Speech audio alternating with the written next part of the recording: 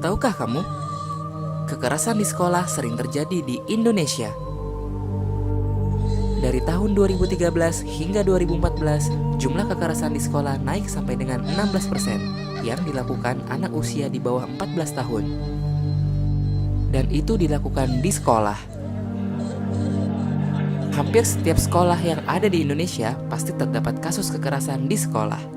Dari tingkat universitas, menurun ke SMA, lalu SMP, bahkan sampai ke SD. Bagaimana caranya?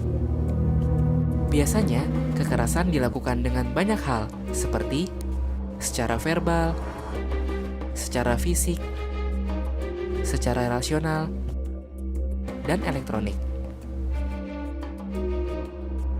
Sebagai contoh, bila ada anak yang terlihat gendut atau berbadan besar, biasanya orang di sekitarnya akan mengata-ngatainya dengan berkataan yang tidak enak.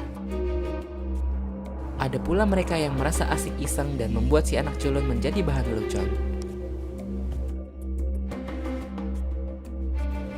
Biasanya, mereka yang mempunyai ras yang berbeda pun suka mendapatkan perlakuan yang kurang mengenakan.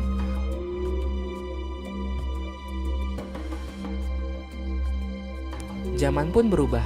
Kekerasan ini pun bisa dilakukan melalui media elektronik atau biasa kita sebut media sosial. Tahukah kamu apa dampak dari perbuatan itu? Bagi yang melihat, tentu saja akan berdampak pada dampak mental. Dia akan merasa takut dan merasa tidak nyaman. Bagi pelaku, biasanya akan mendapat sanksi bertahap dari orang tua, pihak yang berwajib, atau di persidangan, dan bisa sampai akhirnya di penjara. Sebagai korban, akan berdampak seperti sering absen dan bolos sekolah, mudah emosi atau labil, sering terlihat ada luka dan memar, atau yang lebih parah, bunuh diri. Apakah kamu siap menerima semua perlakuan itu? Karena jalan kalian masih panjang untuk sebuah kebaikan. Stop kekerasan di sekolah.